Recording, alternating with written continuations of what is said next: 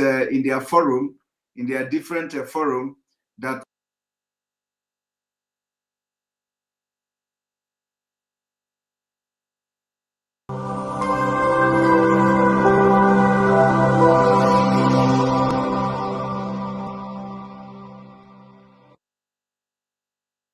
Attention, attention. IPOB, one family. This announcement is for those outside of the USA that wish to donate to the Eastern Security Network Fund that is based in the United States. Because of the fees that donators have to pay the bank when sending wires, we recommend that if you're sending less than $250, that you donate through the IPOB USA website. It's fast, simple, and less expensive for you. Go to our website, www.ipobinusa.org/donate. That is www.ipobinusa.org/donate and make your contribution.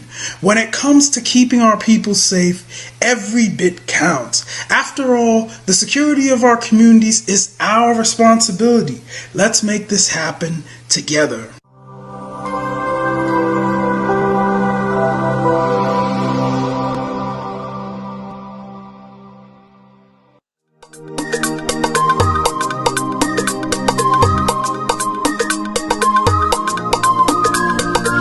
Yeah, Mr. Bella once again. Wisdom, feel it, come on. Yeah. Say Biafra will not last forever. They say happy up in no go stand. What did they know? What do they know? What do they see? What do they see? If you give me a gun, I will shoot them aside. If you give me a gun, Give me a gun. I will shoot them aside. If you give me a gun, I will shoot them aside. If you give me a gun, Give me a I will gun. shoot them aside. If you give me a gun, I will shoot them aside. No, no, no. Biafra will live forever. Oh yeah. Biafra will live forever. Oh yeah. Biafra will live forever. Oh yeah. Biafra will live forever. Oh yeah. Biafra will live forever. Oh yeah. Biafra will live forever. Oh yeah. Biafra will live forever. Oh yeah. Biafra will live forever. Oh yeah. Ogerugo manige tetanura. The lovers of Biafra. This is the time we need to come together and fight for what is belong to us. Ogerugo maniga bandizu, what make us a giant of Africa. Adampo chinti na sugo. Mbogeru ni sinanya makweno. Hello Lisa Binigwe, out of his wisdom, giving us somebody like Nnamdi Kanu for this our rescue mission. Biafra will not last forever. They say happy up in no go stand. No go stand. What did they know? What do they know? What do they see? What do they see? If you give me a gun, I go shoot them aside. If you give me a gun, I go shoot them aside. If you give me a gun, I go shoot them aside. If you give me a gun, I go shoot them aside. If you give me a gun, I go shoot them aside. Oh no, no. See you joke, our hero have the fighting never stop. Nnamdi Kanu, but no one will stop. They cannot stop. Biafra will live forever. Believe me now. But independence for Nigeria as a corporate entity is not enough. The peoples of Nigeria must at the same time be guaranteed their freedom. We must ensure that in an independent Nigeria, individual citizens throughout the land enjoy liberty, human dignity, and equality under the law. There must be one Nigeria with one constitution and one law for all. Let us therefore, Mr. Chairman, sir, close our ears to the counsel of despair, which says that we cannot here at this conference agree on a constitution.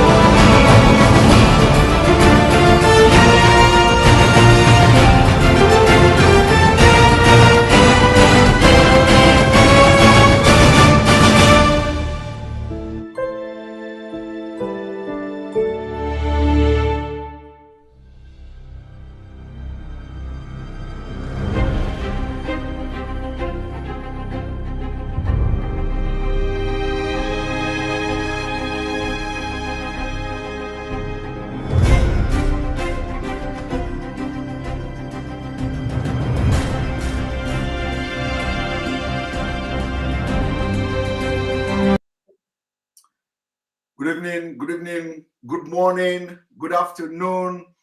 Welcome to this wonderful and powerful live broadcast where we will be addressing a lot of things, especially the progress of the indigenous people of Biafra. If you see me like this, don't get mad. Don't be surprised. This is just me. I am somebody that is very, very, very, very lively. So don't get upset when you see me dressed like this. Because from all indication, a lot of people are so mad. When you mention Simon Ekpa, they are very, very, very angry. So, so you see this picture? I love this man. You see this picture? I love this man. That's how we look at you, like this. Oh no, he's a double chief. So me, I'm only one. I will be looking with my one eye. Let me show you again. You see this man? So, some people say that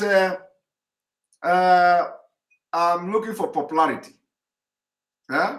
Before I go into the exposition today, I want to make some comedy. Some people say that I'm looking for popularity.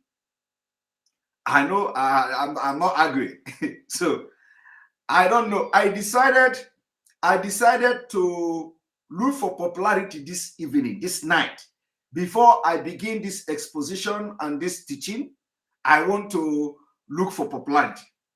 And you know, I want to teach people how to look for popularity. So looking for popularity, I decided to wear this thing I'm wearing now. I decided to wear this one. I want to look for popularity. So, and as it is not enough, I decided to go and borrow our president. Our president. This glass is our president. You see? You see? You didn't see that? Our president glass. I don't know. The one eye is one eye is not anymore. I think he lost it. So I decided to go and borrow this thing from our president, from the house president. And you know, if I'm trying to force myself to force this thing to my face, if it break, I am going to hold those who say I am looking for popularity responsible, because it is because of you I am doing this. It is because of you I am doing this thing now, this popularity stunt I'm trying to pull now. And if it break, I will tell my son that I am trying to make myself popular, because The only way to make yourself popular is to become a comedian. So I want to be comedian this evening. Very big one, oh, and then so that people will share my video everywhere so that I will become more popular. So here we go. This glass belongs to my boy. But do you know why I like the glass? I like this eye. I don't know whether this is sunshade. I don't know how my boy is wearing this kind of thing. You know, I don't know whether this is sunshade or this is or this or this is you know, what is it called again? Is it sunshade? So, and you know one thing I like this thing is that they have this one eye. You see. So the eye is open. The eye is open. Don't laugh me. Don't laugh me, because I know from here now you'll be sharing the video everywhere. So don't laugh me. Don't laugh me. Somebody say pirate. Okay. Because I do not understand what the name Simon Ekpa has done to people that I have not sabotaged this struggle. And I will not talk more than this. So each time some people hear Simon Ekpa in anywhere, both in their forum, both in WhatsApp, both everywhere, their stomach begin to run. You know, they begin to get running stomach. So I have come to give them more running stomach this evening, because I don't know whether if I become popular, the stomach is running. But one thing I have to tell you is this. I am in this struggle. Nobody called me. Nobody invited me. Nobody approached me to convince me. I am man enough. I know what is good for our people and what is not good for our people. And above all, Mazi Nnamdi Kanu, of which I am very proud to be one of his disciples, has sacrificed a lot to convince me that he was serious and genuine in fighting for Biafra. And that's why I say, as I am joining this struggle for Biafra, if you do not know what to do, I will bring what you can do, what I have. If I don't have it, I will go and borrow it from somewhere and present for the struggle to move forward. That is why I'm here. I'm not here to take position from anybody. I'm not here to drag anything from anybody. I'm not interested. What I'm interested in is that this teaching I am doing to people, I am doing to Biafra people, is it is it working? Is it actually working? It is not. Some people say I am brainwashing people. Like some people from the other side, they say Simon Ekpa is brainwashing. There is nothing like brainwashing here. What I am presenting to you, what I'm presenting to you, figures. It is nothing like propaganda. It's not like lie. It's not like brainwashing here. I am only trying to tell you that joining forces with Mazi Nnamdi Kanu, to tell you that if you do not rise up to divide Nigeria and destroy Nigeria, Nigeria will destroy you. That's all. Well, that's what we are doing. If we do not rise up to destroy Nigeria, Nigeria will do what? Destroy you. So it is our responsibility to do everything to destroy Nigeria before Nigeria will destroy us and destroy our generation, unborn generation or generation to come. So if you are part of those who, whenever you see Simon Ekpa video, whenever you see Simon Ekpa video on your group or on your WhatsApp forum, you begin to get running stomach. My brother, my sister, don't get running stomach.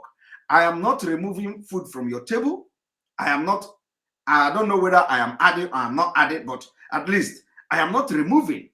I'm not removing food from your table.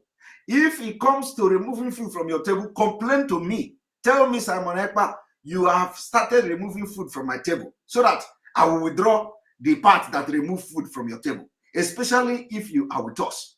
So, but if you are not with us, and I begin my activities begin to remove food from your table, my brother, I will intensify it.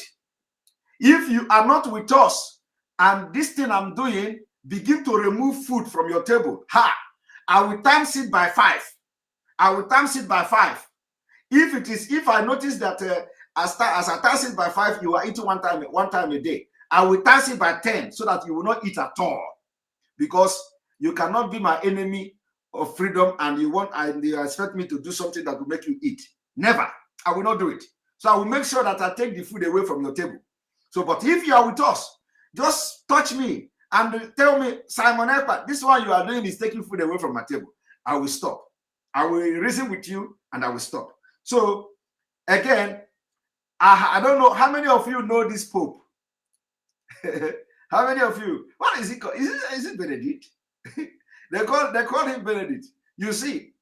So when you see me doing this, or when you see me doing this, my brother, it is, you see, this life is too short. This life is too short. Don't take it serious. Make una know they take life too serious. Okay? Life is too short. If you live 100 years in this life, you think you have lived, enough? No. 100 years is very, very, very, very short. Okay, John Paul. Somebody says John Paul. Okay, thank you. So, if you live 100 years, you see, I am getting popular. You see, everybody is liking my glass. I know it. I know it. You see it? You see? Everybody is liking my glass. I am getting popular. That is exactly what I want to do this evening. I want to get popular before we start. So have you shared the video?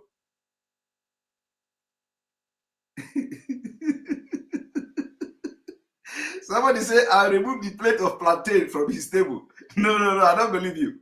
Have you shared the video? Have you shared the video? Tell them that Simon Ekpa have turned to comedian this evening, because that is what they want to hear, so that we can get popular. I want to get popular because I can see everybody is admiring my glass. Everybody is liking my glass. Everybody is liking my glass. Thank you very much, Kati, for the super chat. The struggle continues. Free Mazi Nnamdi Kanu, free Biafra nation for us and our generation. He say, thank you very much. Yes, free Mazi Nnamdi Kanu is what we are all doing, and we continue to do that. So now, we continue.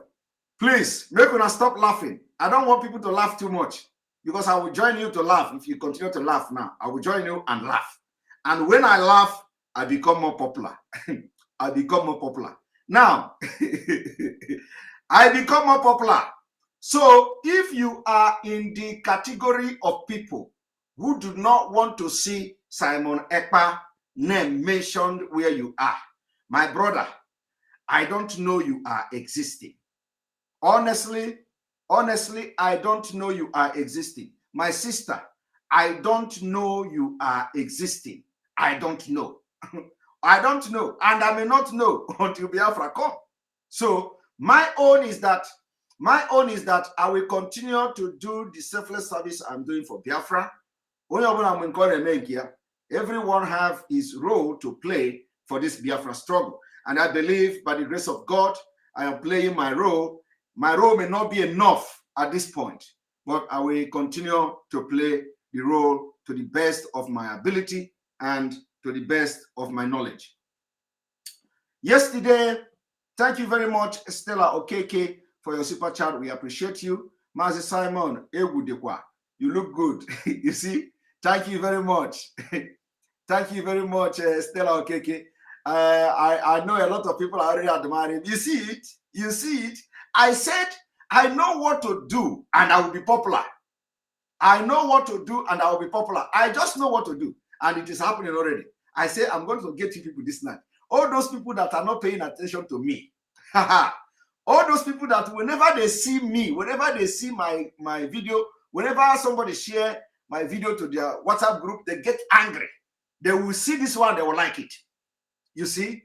If this one no work, if this particular evening stunt no work, I will pull another stunt tomorrow. I will be pulling the stunt until you like me by force. You are going to like me. You know, I like all these, our Igbo pastors. Iga like you. Iga like you. You know, when they are saying this thing, I watch Odumeje and what is the name of the other one? What is the name of the Jesus or something like that? I like them, you know. Igbo languages, oh my God. Igbo language is the best. Igbo language is the best. You know, Iga like Kanye, that is how it is. So please, for those who don't understand, just listen to what I'm doing and forget my eyeglass and forget my appearance and all that. Rosalind Ogro, thank you very much for your super chat, for supporting the page. We appreciate you. All right. Naji say, Naji Kog, laws, I don't understand again. Oh. Naji, I believe you are a male.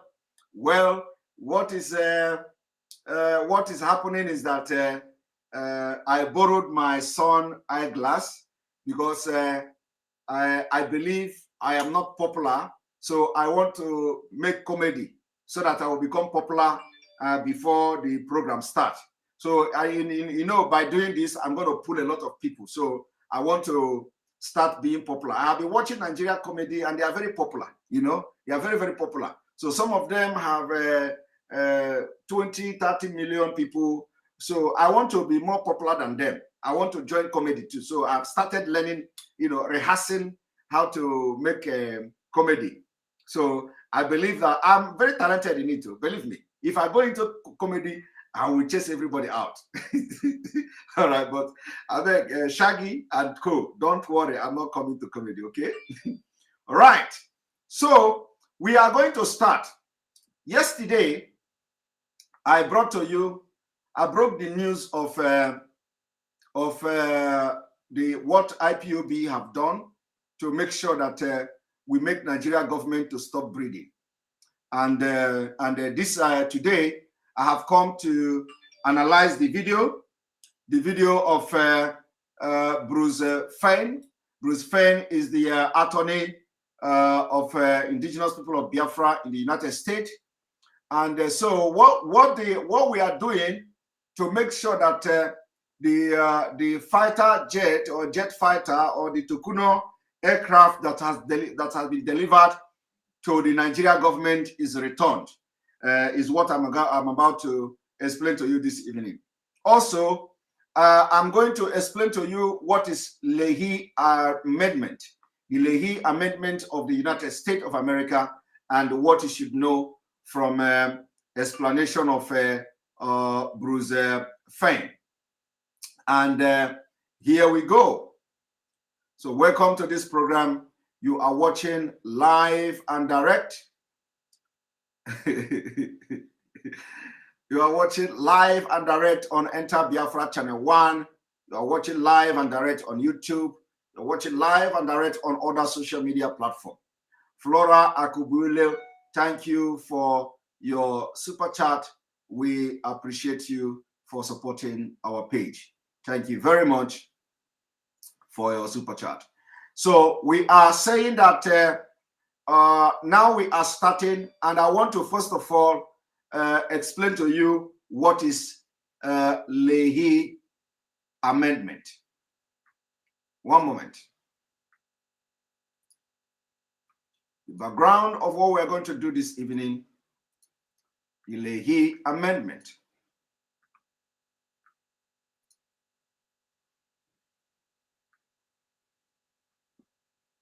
Leahy Amendment. For those of you who may not understand what the Leahy Amendment is, the information is publicly available, and this is of course, this is not like but we can go with this. The Leahy Law or Leahy Amendment are U.S. human rights laws that prohibit the United States Department of State and Department of Defense from providing military assistance to foreign security force units that violate human rights with impunity. I don't know, I don't need to explain to you or try to convince you whether Nigeria actually violates human rights with impunity or not. Of course, you are the one to, I don't need to convince you on that. Now, it is named after its principal sponsor, Senator Patrick Leahy. You see? So having now explained to you in a very brief what is the Leahy Amendment or what Leahy Amendment mean, you can now understand when we begin this particular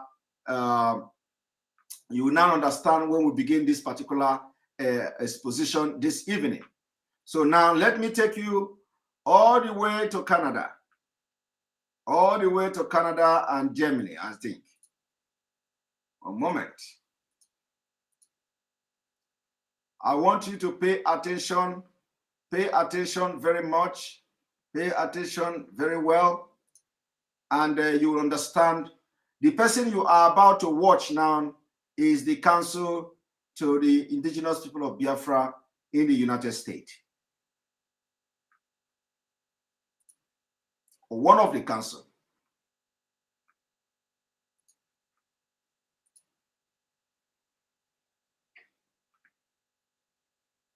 I think it's been, today is a very timely time, and this period is a very timely period to be having this program, and our special guest is none other than Bruce Fein. Bruce Fein is an attorney in the United States of America, and is someone that a lot of you already know very well, but just in case you do not know, he's an attorney representing the Indigenous People of Biafra, IPOB, and Mazi Nnamdi Kanu. We are going to be discussing with him a very important document that is now gone viral, which is an injunction he has filed against the Federal Republic of Nigeria. With me today on this media chat is Mazi Ezoke of Njenje Media. He will be helping us do justice to this discussion. It's always, these are kind of discussions that I'm not able to do alone. So you go and bring some people that they are shaped, you know, I call them coconut head, not because they're coconut head, but because their head is shaped like I'm going to try as much as possible to be very serious today, but there's so much in that man's head that when it comes to serious matters like this, the kind of person I go to. Bruce Fein, you're welcome to this media chat. Thank you for inviting me. Okay. Mazi Ezoke, you are please very welcome to this media chat. It's always a pleasure to have you. Thank you very much, Chidi, and thank you very much, Bruce Fein. I believe we will have a very well-informed conversations to unpick the nitty-gritties as contained in that document. So, Chidi, you might go ahead. Okay, thank you so much. Now, Bruce Fein, I wouldn't want to mess things up. I want you to do us the honors of explaining to us this document, which is now in the media space. What is it all about? The origins of the case go back to 2017 when President Donald Trump approved the sale of 12 A-29 Super Tucano military aircraft to Nigeria for $600 million, despite the fact that we have had longstanding amendments to the Foreign Assistance Act, they're called the Leahy Amendments, that prohibit the transfer of weapons to any foreign security service guilty of egregious human rights violations. It is quite obvious, based upon President Buhari's statements insinuating he's involved in conducting a second edition of the 67-70 genocide of Biafrans, that these weapons will not be used against international terrorists. They'll be used to continue the genocide against Biafrans in the Southeast. And the case that we have brought is against those in the executive branch of the United States responsible for the delivery of the A-29 military aircraft. And 6 of them have been delivered. 6 have not been delivered. We believe that at least we have a chance, even by highlighting the apparent conflict between the weapons and the Leahy amendments, that the Biden administration, which has professed a commitment to human rights, unlike President Trump administration, may well seek the return of the Super Tucanos and cease delivery of the remaining 6. There's also, I think, a great deal of sympathy with the Democratic-controlled Congress about stopping any weapons sales to Nigeria. These considerations were not available when the weapons sales were initially approved in 2017, because President Trump was scornful of human rights, and the Republican Congress was not going to challenge anything that President Trump did. And of course, in 2017, Congress was controlled by Republicans, not Democrats. So the gist of our lawsuit is that the delivery and the sale of the Super Tucanos was in violation of the law. The Leahy amendments would prohibit these weapons transfers to foreign security services guilty of egregious violations of human rights. And we believe it's transparent. The human rights are compiled every day on the ground with videos and otherwise documented by independent human rights groups like Amnesty International. And therefore, we're asking an injunction against any further delivery of the 6 remaining Super Tucanos Nigeria, and a return of the 6 that have been delivered back to the United States. The lawsuit, however, is not filed in isolation. We have a larger, I think, plans with IPOB to try to move the political barometer towards an independence referendum in the Southeast, similar to one that was offered South Sudan in 2011, because historically, legally, and otherwise, it's obvious that the Fulani-controlled government cannot tolerate, a free and thriving Biafran community. And we think that under international law, such a referendum is clearly justified, and the lawsuit is a part of the quest to shine light on that imperative. All right. Thank you. I know there's a lot of explaining that you have to do to make us understand the implications of that junction. But Mazi Ezeoke, I know you are someone who sees behind the letters and who takes time to try to dissect information.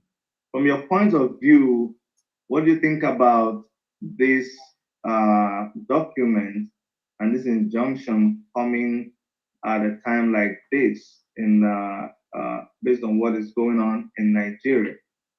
Well, I think the document in part is... Sorry, Bruce. I was actually directing the question to Mazi Ezeoke, and in answering the question, I'm sure he would have something to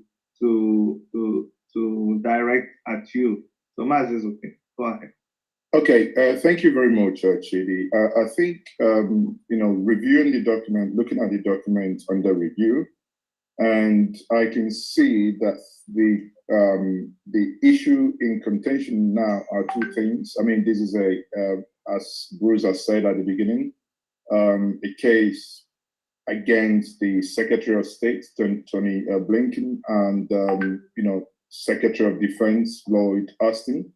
And it's centered on the A-29 Super Tucano jet that's been sold to Nigeria under President Donald Trump. But again, before I go any further, or even push my question back to Bruce here, I must note that going through this document and seeing that 6 jet has already been delivered, and just opposing the support IPOB, quote unquote, gave the former president of America, then my question to Bruce will be, we know about the Senator Leahy, law or act as amended. We obviously know the content that for nations or countries that use these military hardwares acquired from foreign countries to oppress their people, that they should not be sold to them. Now, could you tell us at the point where these discussions happened under President Donald Trump and these agreement was reached, was it that IPOB at that point did not reach you as their legal counsel in order to obviously advise to say at that point it's better for this deal not to go into negotiations at all? Isn't it better, wouldn't it have been better to at that point stop the sale as opposed to going to court to recall seats already delivered and stopping the delivery of seats about to be delivered? I wouldn't quarrel with your observation. I don't want to fault find IPOB. They have many, many things, to address. When you're the subject of genocide, your concentration can be divided. I simply was not contacted at that time. A lawyer doesn't create his clients come to lawyers. So that's just a description of what in fact transpired. But I'm not inclined to fault find others. I don't know what the circumstances were. But ideally, yeah, a lawsuit would have been filed within days after the sale was approved.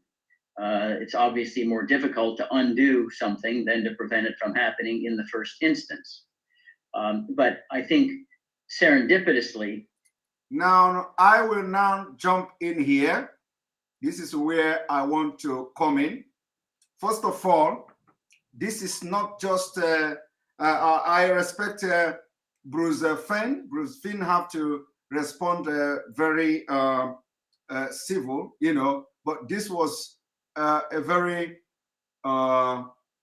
uncalled for question. I don't understand the question from our brother there. When this deal of Super Tucano aircraft was reached, we have not witnessed air bombardment in Biafra land. That is number one.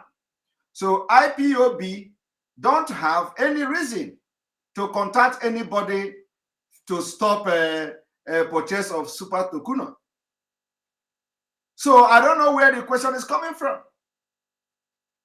The reason why we are talking about Super Tucano now is because we have seen where Hope Uzodinma ordered military to come and bombard Biafra land. So in 2017, the deal was reached in 2017. In 2017, our leader was still there.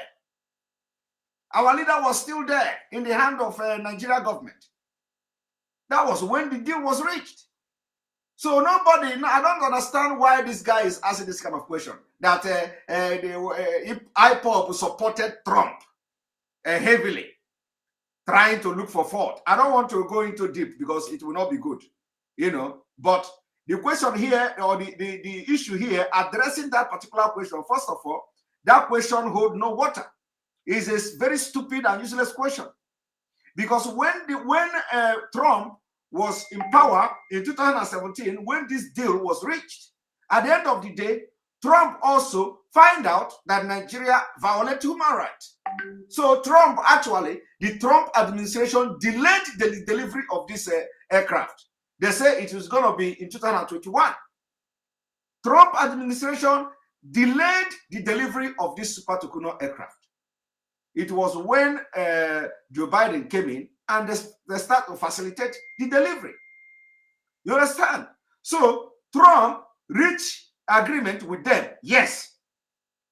And at the end of the day, it was the same Trump administration that delayed and even threatened the Nigeria government that they will not go ahead with the delivery of the Super Tucano. And at that time, IPOB has not been attacked. At that time, Biafra land has never ever been bombarded after the war. You see, Biafra has never witnessed air bombardment since after the war until now in 2021.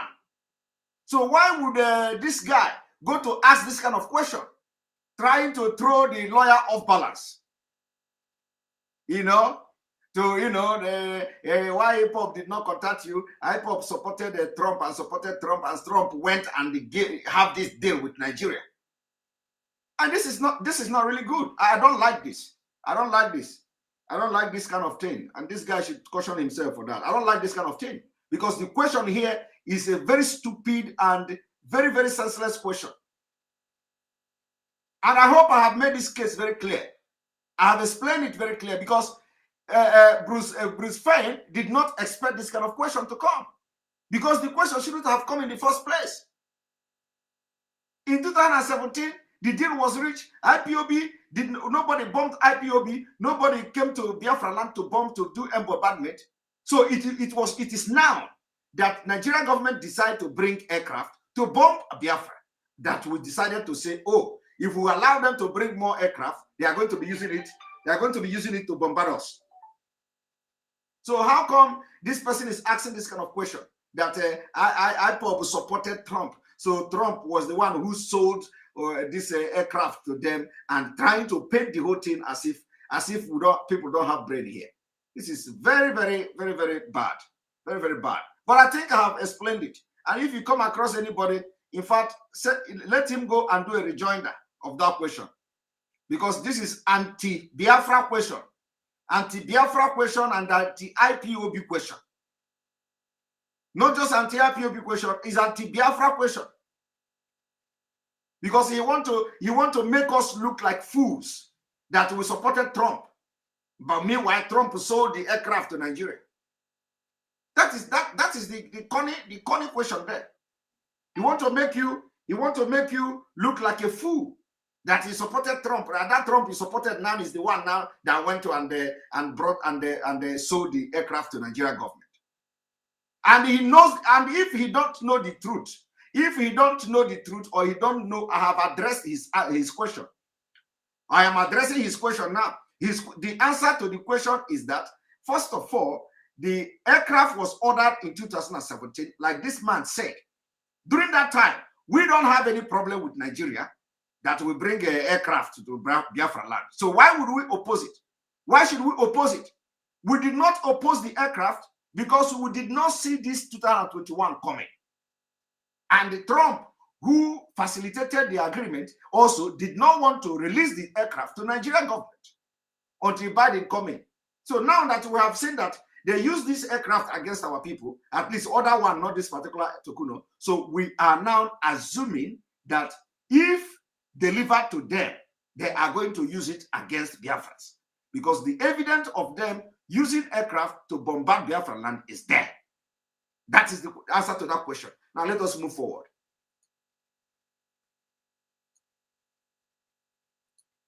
In some sense, the belated filing is a little bit to our advantage.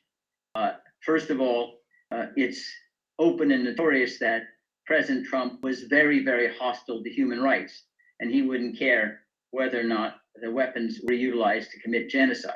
He used very derogatory and indeed vile language at one point to describe Nigerian immigrants, you may recall. Moreover, in 2017, the Republicans were the dominant force in Congress, and they were reluctant to do anything that was opposed to President Trump. Now we have a Congress controlled by the Democrats, and they also are considering obstructing companion kinds of weapons, not necessarily the Super Tucanos, because of concerns over human rights. You may recall during the Obama administration. And then also there is something I want to bring here. When you look at the way Bruce Fein is responding to addressing this particular question, you find out that he is not Republican. He's not Republican. So what this question also is trying to do is to incite, to in a way tell Bruce that this IPOB self, they did not support this Democrat. Because for Bruce Fein to have been making references to how Trump addressed Nigeria in those days, the derogatory word he used to address Nigeria like shithole country, Bruce Fein is making reference to that. Bruce Fein is also making reference to the fact that Trump doesn't care about human rights. You see? So the question here is not actually for anything. It was to see how he will now tell this Bruce Fein that their client itself, did not support his person, which is Biden. Because from the explanation of Bruce, you understand that he is Democrat. But let me tell you, our own is that our own knows no bound. We don't have boundary. We don't have boundary. It is if you become a president, we work with you. If you become an American president, we work with you. We don't work with party. Party is it. Party is a secondary thing. So if as a Joe Biden now is the president of America, we are going to approach him. You know, yeah, if we want favor from him, we approach him, we take him, we regard him as a leader of the world. And there is nothing anybody can do about that. So the question here is not only just to ridicule the IPOB. It's not just to, the question is to ridicule IPOB. That IPOB heavily supported Trump. I did not expect this kind of question from this guy. It is really annoying. Very, very annoying. And that to the extent that Bruce have to now go into detail to start explaining how Trump used to address Nigeria, calling Nigeria derogatory name and all that. And even went further to say that Trump did not care about human rights. But it was the Trump administration that listed Nigeria, that blacklisted Nigeria for human rights abuse. It is the same Trump administration that recognized the persecution against Christians. It is the same Trump administration that initiated the persecution against a Christian in Nigeria and other parts of the world. So why would this man now try to incite somebody to say that Trump, to begin to explain Trump in a different, that is not to say that Trump is good completely. But Trump did something. Trump recognized the fact that Nigerians are being murdered, Christians are being killed in Nigeria. I'm disappointed.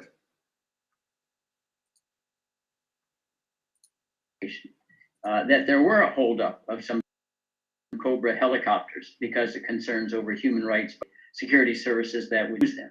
So politically, the timing is probably more to our advantage, but legally in a court of law that doesn't look at the politics, yeah, it's more difficult to undo the transfer than to have it not occur in the first instance. But I want to repeat, I'm not here to fault find IPOB. You see? Thank you very much. I am not here to fault find IPOB, because that is what this our brother was looking for. You know, he was looking for how Bruce Fein will find fault in IPOB for supporting Donald Trump. He want to remind him that IPOB supported Donald Trump heavily, and Donald Trump went ahead to sell this thing to Nigeria as if the deal was yesterday. But like Bruce Fein, you know, stated that he is not here to find fault. So anybody that is bringing in JJ Media to anything we are doing should think twice and make sure that he follow, his question should be in line with the interest of IPOB and Biafrans. You can, of course, if you want to, anybody that is bringing him to anything we are doing, especially on this kind of matter, must make sure that he do not ask irrelevant questions, especially questions that will go against us. It is not done. You are either with us or against us.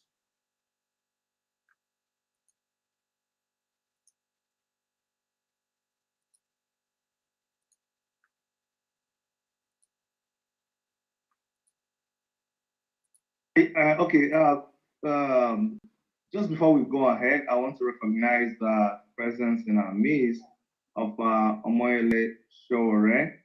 Omoyele Sowore is a resident of US and a citizen of Nigeria who has had run-ins with the federal government of Nigeria.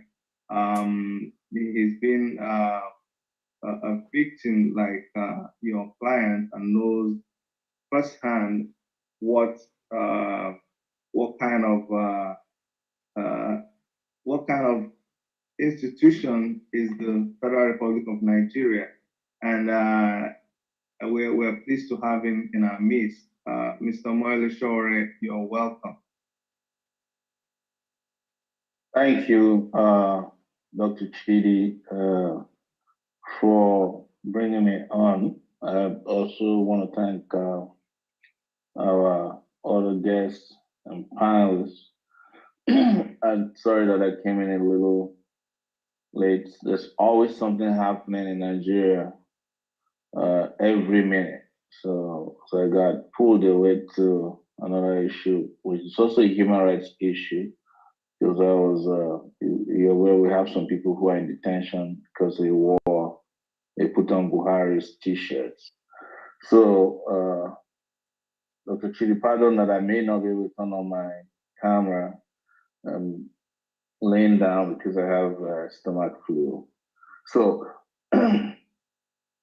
but it's good to be here, and just take it away as usual, and we'll talk about what we know from this end, what is going on, and why we think the lawsuit that has been filed by Bruce Fein is very timely and important, because I think we have to understand that Nigeria is going through full-blown tyranny at this point. When you have rogue regimes who go out of their ways to abduct citizens, kidnap people from outside the law, outside international law, everything must be done to stop them before they start carrying out full-blown genocide.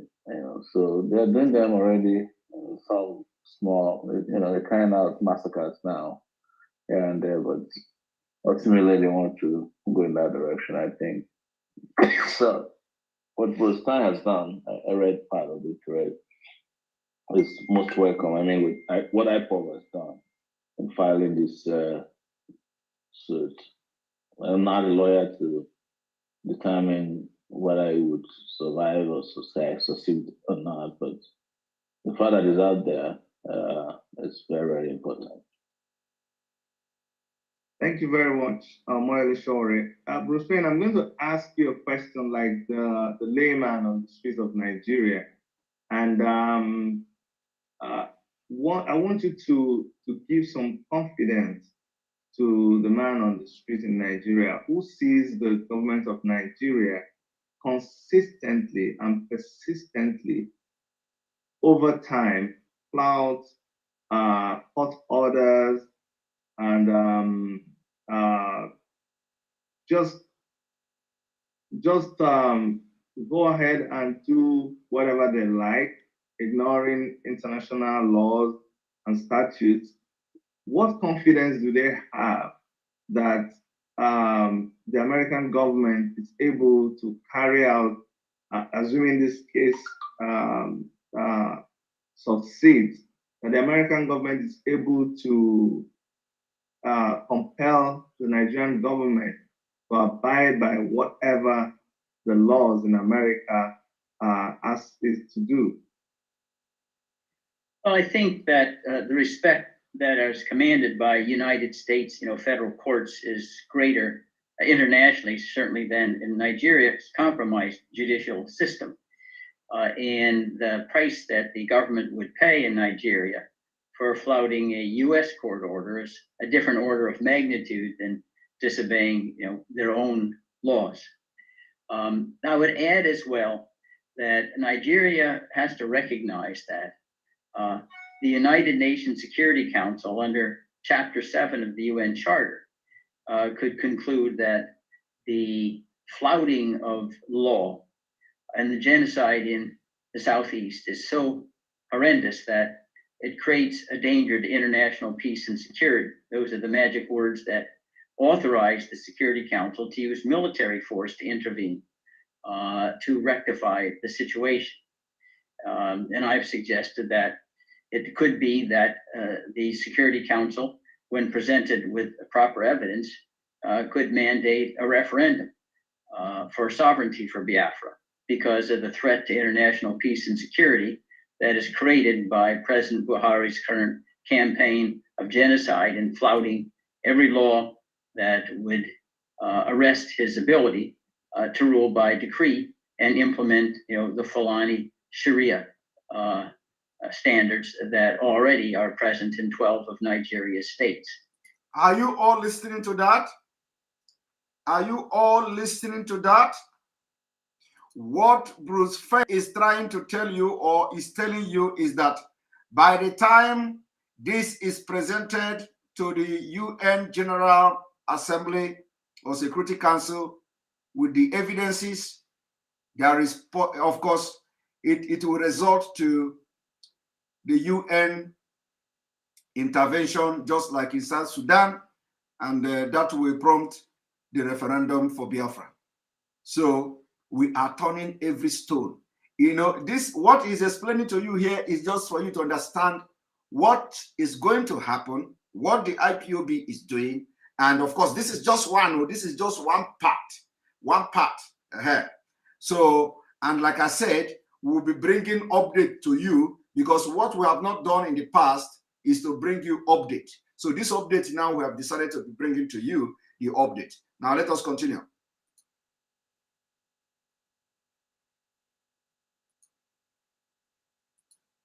So Nigeria has to be concerned about the ramifications. It's not able, I do not believe, to thrive with the subject of complete international isolation, being treated as a pariah country similar to South Africa when it was operating under apartheid.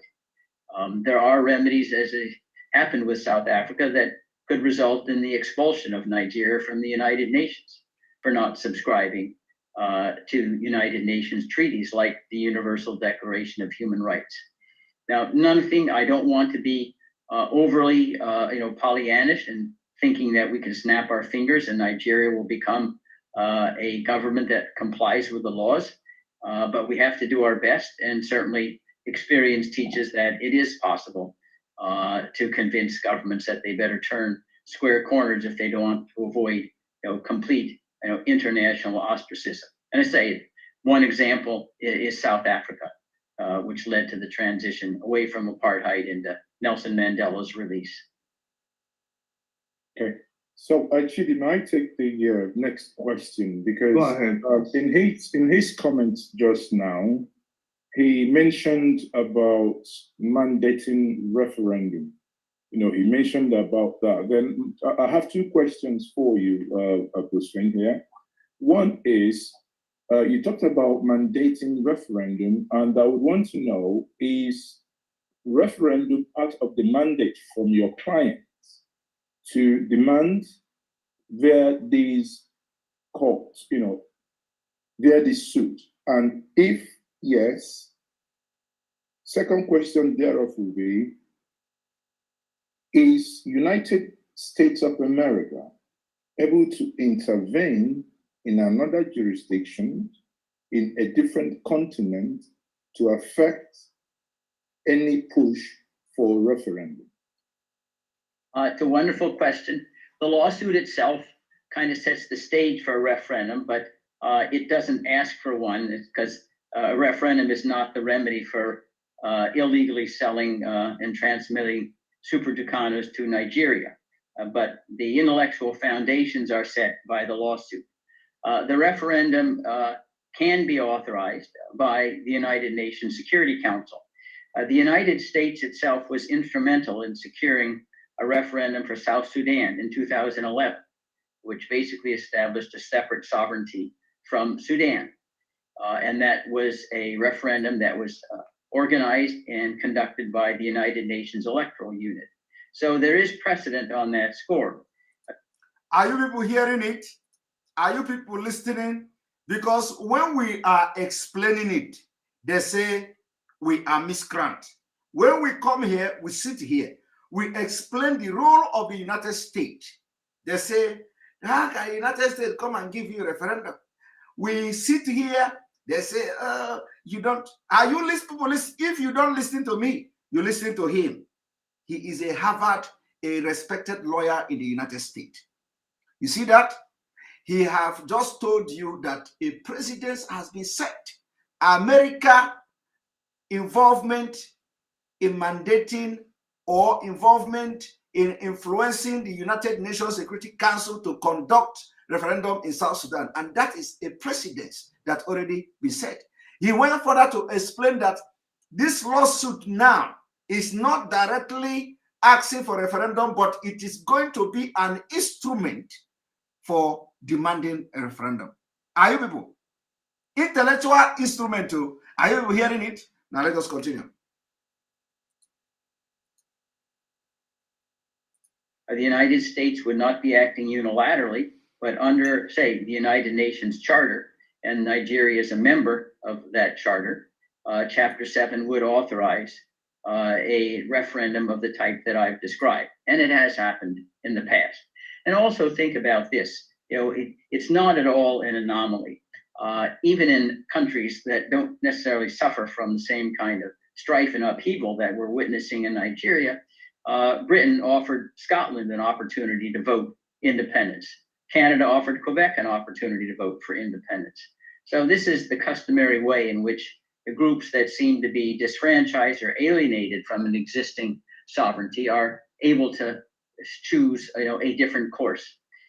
When Nigeria became independent in 1960, it never followed the decolonization principle of the United Nations General Assembly, which to give the peoples involved in decolonization a right of self-determination.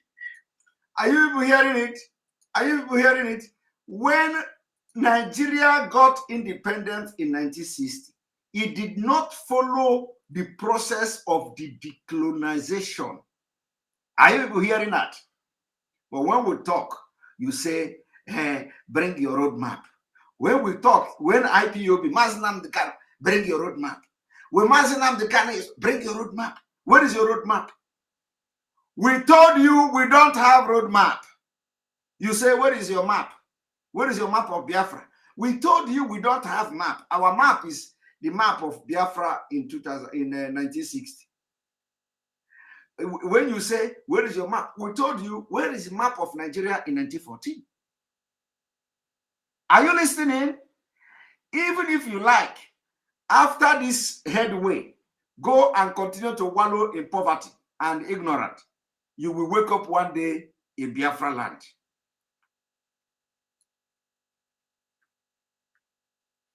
Thank you, Oliseka Gary, for your super chat. We appreciate you.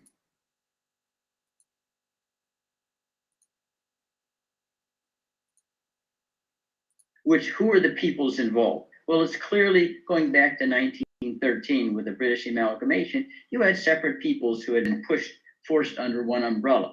And it's a little bit of an oversimplification. You had the Fulani, the Yoruba, the Biafrans, all forced out of the divide and conquer theory of the British under one sovereignty for the convenience of the colonial ruler. But they never, ever were given a chance in 1960 to say, do I really want to continue under this British forced umbrella, as opposed to deciding to go their separate way in a peaceful transition. And that is exactly what we're trying to remedy now, where it's been shown beyond any kind of doubt that the Fulani's livelihood is plunder, killing, and maiming Biafrans. It's unfortunate, but we can't blind our eyes to what all the world and all experience teach. And that's the kind of historical evidence that justifies a referendum for separate sovereignty. It would be best for all involved if this could happen. Thank you. Thank you so much. Omoyele Sowore, would you want to comment on this flouting of court orders by the Nigerian government? And you have an experience with this. It happened to you a couple of times. Could you just give us an insight into how the Nigerian government has perpetrated this a lot of times? You just told us that you came from, you've been monitoring the situations at the court where I'm sure there was a court order and it was flouted before. And just give us a little bit of insight before we continue. So, well, the Nigerian state is a paradise for men and women in office, either elected, selected, or appointed, who engage in impunity. But the Buhari regime is been single-handedly probably been the worst in recent times. What it turns out is that this has been his modus operandi. In 1984 and 1985, there was between, he got into power in 1983, I think around December. So but his real tenure was between 1984 and 85, and he was kicked out of power in a coup in 1985, August specifically, it was in August 1985. And then he was using the Nigerian Security Organization, known as the NXO, to carry out the same things, you know, and enforce disappearances, illegal arrests, you know, and disregard for lawful orders of courts. And that's exactly what they're doing today. They did it to me. I was granted bail twice. I was released, and on one occasion they came to court and abducted. We have several of these cases of just disregard for lawful court orders. Sadly, also the judges are not strong enough to stand by their orders because they're afraid.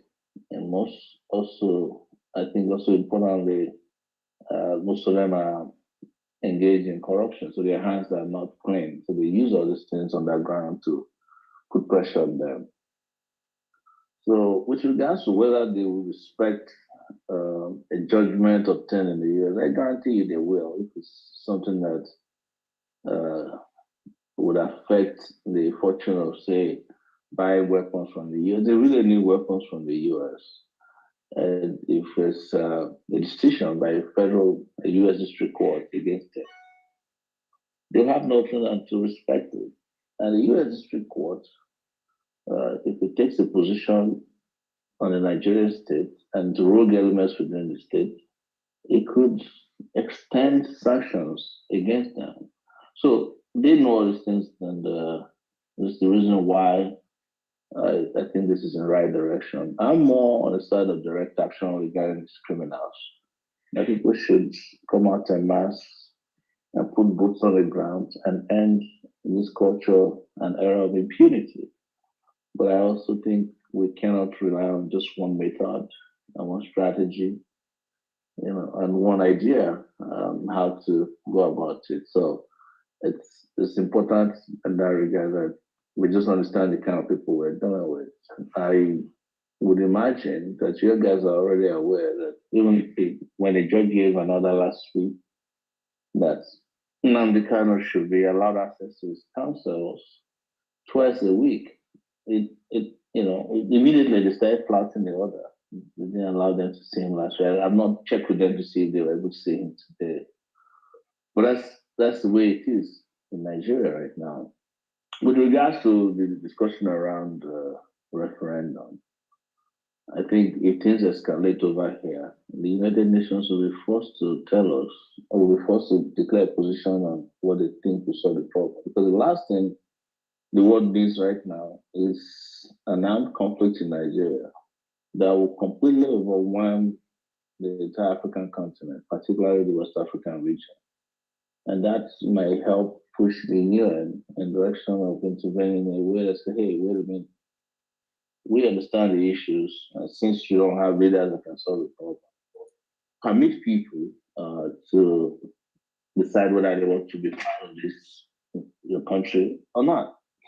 The question is, can you also trust these foreign powers to organize a free and fair referendum in Nigeria?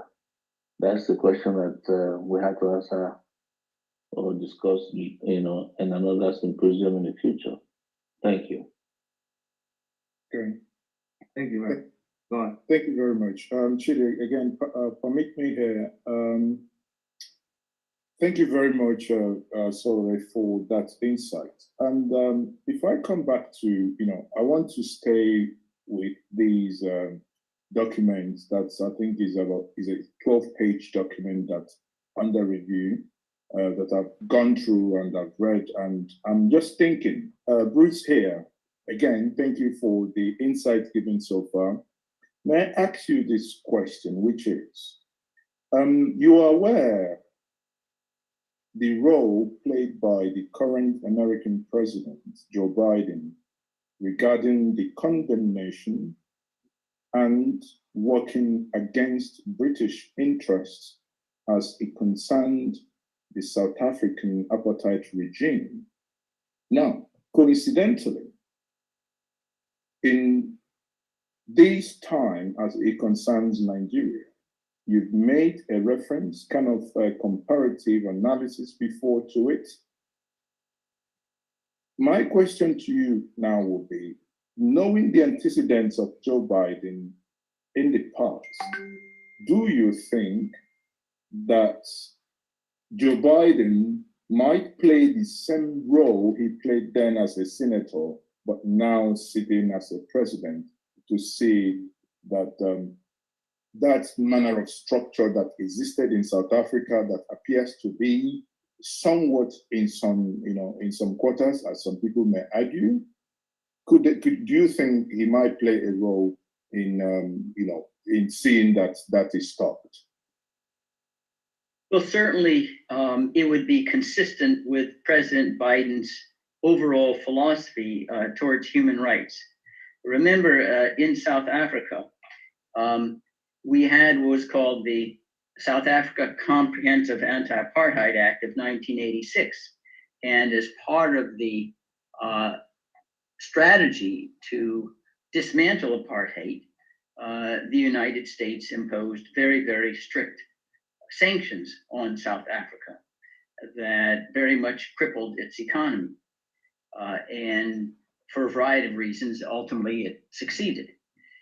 And I do think that President Biden, when confronted with the horrors in Nigeria, could well sponsor similar kind of legislation that would target Nigeria until and unless it had either held referendums or certainly rewritten its constitution to provide Biafrans with the kind of autonomy necessary to protect themselves.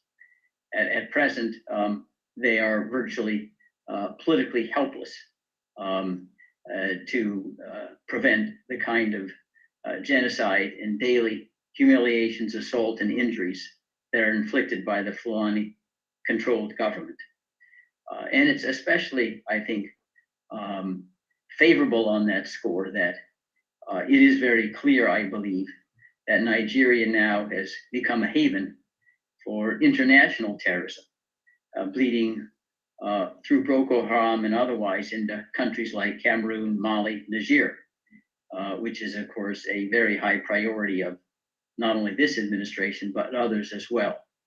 So it's certainly a possibility, and I should be concerned to President Buhari. The United States, with President Biden, is not indifferent to human rights. We've got a different commander-in-chief than President Trump, who could have cared less about human rights. Indeed, even when we had our Washington Post journalist Jamal Khashoggi assassinated by the Saudi Arabian crown prince, said, well, we make money selling weapons, so that's not going to stop. But that's not the regime we have with President Biden. So basically, it means that the Nigerian president must have issues and concerns to worry regarding issues surrounding, human rights abuses, as long as Joe Biden remains the president of America. That is correct, and that's reinforced by the fact that we have a Democrat-controlled Congress, and the chairman of the Senate Foreign Relations Committee, Robert Menendez, has clearly indicated human rights is of major concern to him. And that's why, as we're speaking, there are a host of other, what I might companion weapons deals that Congress is now holding up because of concerns over human rights violations in Nigeria. I say under President Obama, and remember, Joe Biden was President Obama's vice president. We refused to sell Cobra helicopters to Nigeria because of human rights concerns. And that was when Vice President Biden was instrumental in the inner circle in providing advice to President Obama. Yeah, but if we go back to during Obama's time, the former political, no, the governing party then in Nigeria called the People's Democratic Party, the PDP, actually accused the opposition then, that is the party of President Muhammadu Buhari, as being the brain behind the non-sale of arms to Nigeria to fight then Boko Haram and other insurgent groups then. So do you think it had anything at that point to do, do you think it had more to do with the political parties and the oppositions coming to America to influence that decision? Or do you think under Obama's presidency, it was more and categorically to do with human rights abuses? Well, I think it related to human rights abuses, to be candid, that have been, unfortunately, almost epidemic for many years. You know, it rises and falls, but I think it's reached a new plateau with President Buhari, who had given kind of a dress rehearsal for what he was going to do when he was a military dictator in 1983 and 1985. You know, a leopard doesn't change its spots. But I do think in 2016, the administration felt that these kinds of weapons, oftentimes that are hijacked to oppose or to be used against political opponents rather than international terrorists. So all I think 2016 shows is that the United States has indicated a willingness to say we're not selling. Somebody can deny 121. You said, oh my God, why he keep asking questions about the past? Well, the reason why he keep asking questions about the past is that he actually have come to this program to look for answers from Bruce to exonerate those, to exonerate APC, especially to exonerate them in a way that people are accusing them that they went to America to influence the arm embargo placed on Goodluck Jonathan. So what Njenje is doing here is driving the interest of APC Buhari government. You know, so that I don't know whether he's expecting what is the, in fact, what this question now, if he get the answer, what is he going to use it to do? So he's expecting Bruce Fein to tell him that yes, the decision to place arm embargo on Nigeria then was politically motivated. Is that the kind of, is that the brain that is running in this guy? I don't know this guy to be like this. So he's asking this question to Bruce, for Bruce to now act, answer him that yes, it was actually politically motivated. When we saw APC government flooding America, they went and used lobby firm to lobby Obama administration to place an embargo on Jonathan, thereby allowing Boko Haram to sweep entire north. Now he is asking the question: is it because of human rights abuse, or is it because some people are accusing APC? Can you imagine this? So people are accusing. So he wants Bruce to tell him that yes, it was politically motivated. What a nonsense. What a nonsense. This is what we are facing now. I don't know what he's trying to establish. Whether he's trying to establish that Joe Biden did not sell plane to Nigeria at that time because of the human rights abuse of Goodluck Jonathan. So he want Bruce Fein to tell him that it has nothing to do with politics and it was not politically motivated. We are talking about IPOB 2021. Hope Uzodinma ordered military aircraft to go to Imo State and bombard people. And there is a new development. The new development is that this aircraft were delivered this year, 2021. And we don't want the remaining one to be delivered. On top of that, we are demanding the return of the one already delivered. That is the point here. So every question should center on this particular issue that we're discussing, the killing in Biafra land.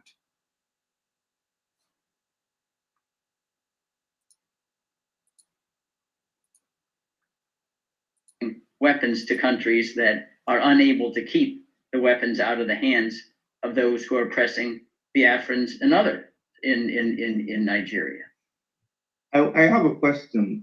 I want you to help us here and be clear on that. A lot of times, there's been a boast that the American government is really not concerned about the issues in Biafra, okay? But I hear you say that the government of America has actually, or is deliberating, or maybe you should make it clearer, that they have stopped some arms deals that were already in progress. Would you want to clarify on that? Yes, there are a lot of other, weapons sales of ammunition, and I think some of the Nigerian press has reported on this, that have been put in abeyance, if you will, because concerns that have been voiced by various members of Congress, and say that's even though it wasn't successful, that was used by Congress to try to block the sales of weapons to Saudi Arabia. So there definitely is a constituency in Congress that takes the Leahy Amendment seriously. After all, Senator Leahy himself is chairman of a very important committee, the Senate Appropriations Committee, and Congress feels especially solicitous of statutes named after one of its prominent members to ensure that it's properly enforced. And the language is quite clear. If you have security units engaged in egregious violations of human rights, they can't get U.S. weapons. And anybody who has the least familiarity of the ongoing convulsions and strife in Nigeria knows of the human rights violations. They're daily, and you can see them in video. It's not complicated on that score, even though it's rather grisly to look at. And I do think that in the United States, we do have a human rights constituency. It's not the only one. There are other elements that come into play.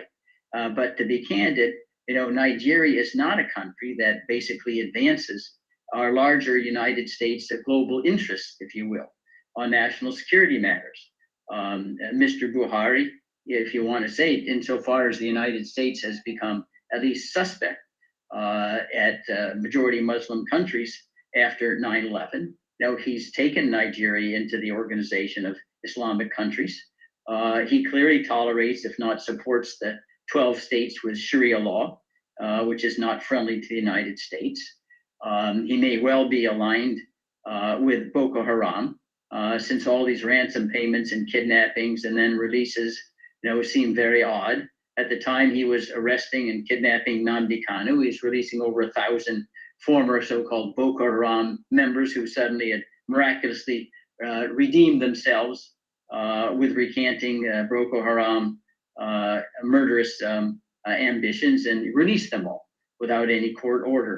So all of these kind of elements come into play, I think, to suggest that the current regime of Mr. Buhari is not one that's friendly. Did you hear that? Did you hear that? He said that one of the things is that I want you to pay attention to this critical point here. One of the critical points here is that they are releasing Boko Haram without court order.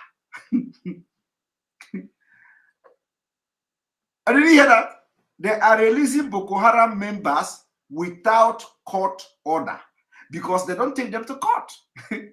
So they arrest them, they abduct them, they release them without court order. This is a very vital point, very, very important point, that they are releasing, as they are abducting Nnamdi Kanu, they are releasing Boko Haram without court order. Like, court did not give order to release them. So there is no court. They don't take Boko Haram to court. So I want you people to pay attention to this. This is a very big point.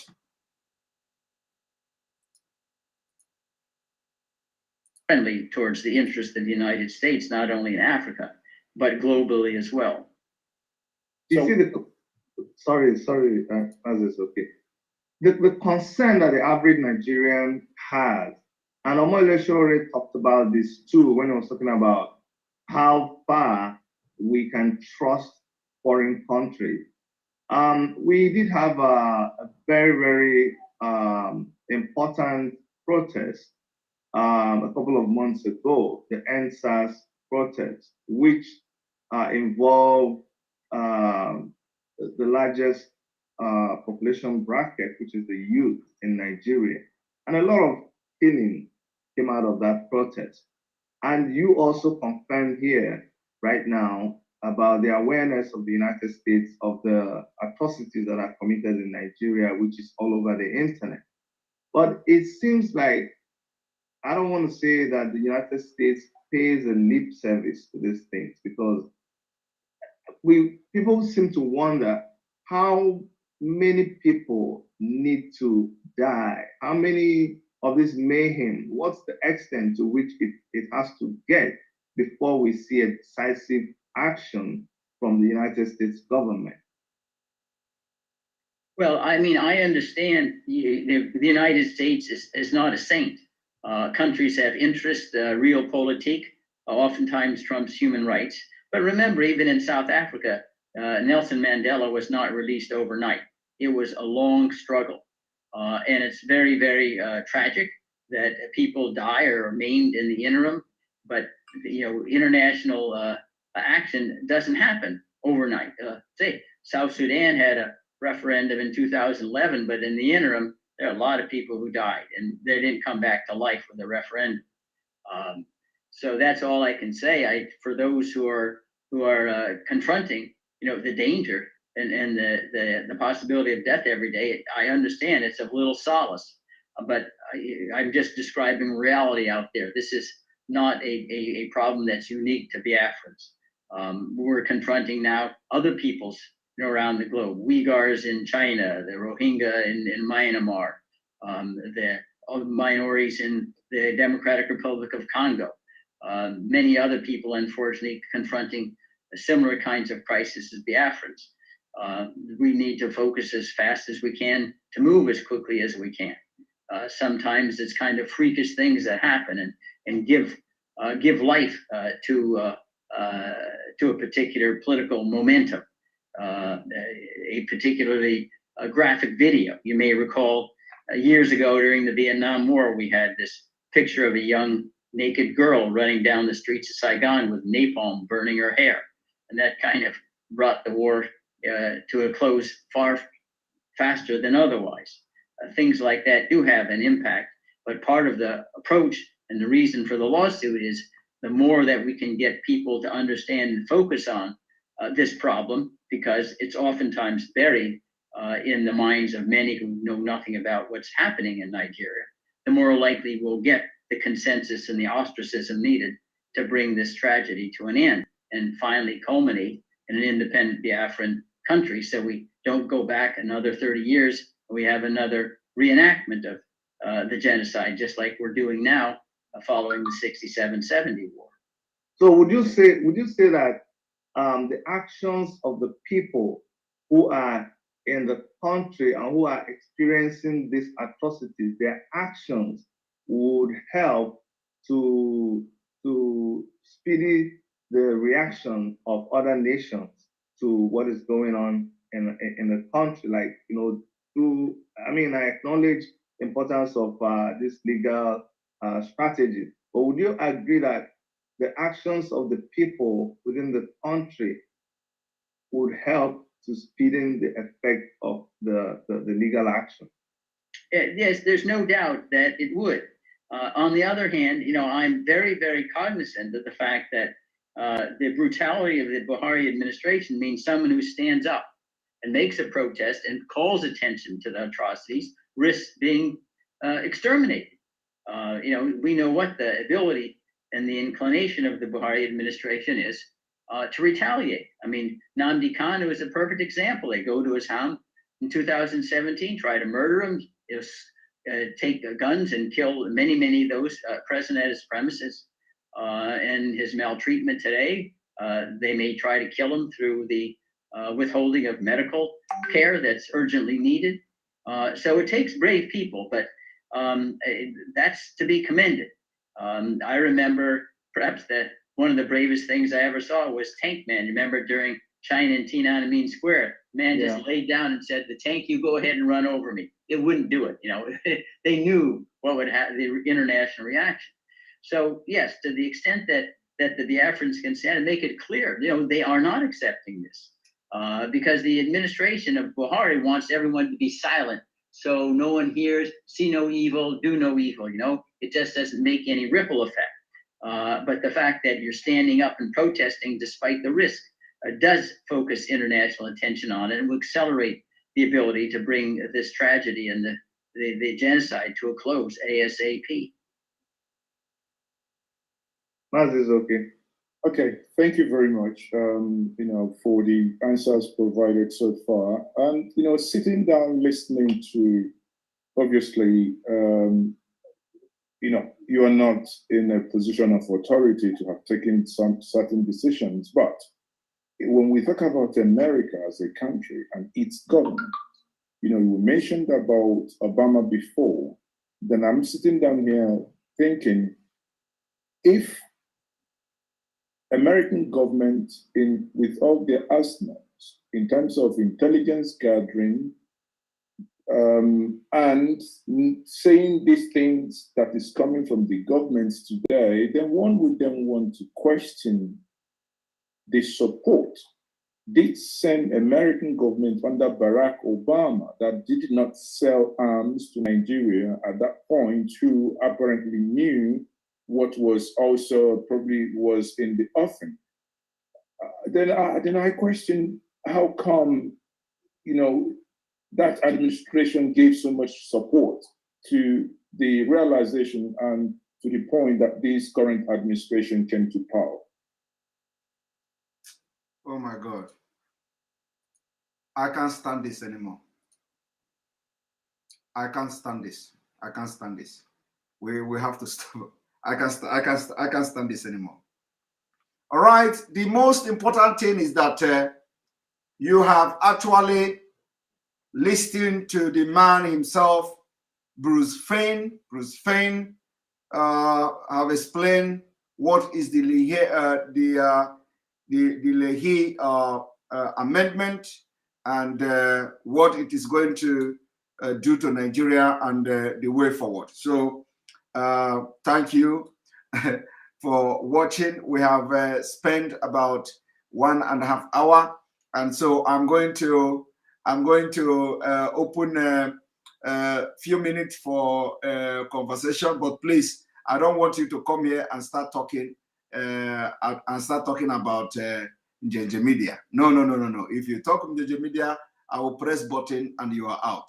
So do not come here and start talking Njeje Media, please. Let us focus on what we are discussing, and that's it. All right. I hope you remember what I say. Nobody should come here and talk about Njeje Media. That's not why we are here. We are here to discuss something very important. All right. So from what you have just heard, focus on this particular motion for injunction to stop the delivery of Super Tucano, and then also demanding that they return it. And then at the same time, remember, what he said about referendum and the UN and the United States involvement and what the United States can do, the power of the United States in a Biafra referendum and all that. You are hearing from somebody who is highly placed, a lawyer in the United States. All right. And for IPOB, indigenous people of Biafra, join the conversation.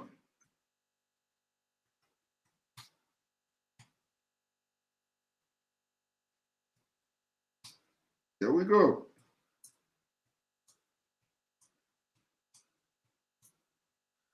Link has been posted and you can join the conversation. You can ask me about my glass. Today we are gossiping. We are gossiping. You can ask me about my glass. All right. Welcome to the program, Prince Chooks Tagbo. Can you hear me? Good evening, Mr. Simon. I can hear you live and direct. Okay, that's fine. I want to use this opportunity to thank you for the good work that you are doing, for the exposition that you are doing to those people who did not believe that our leader, Nnamdi Kanu, has been doing a great job. even bringing this in now, most of them will confirm from this man now speaking as the legal this in the US.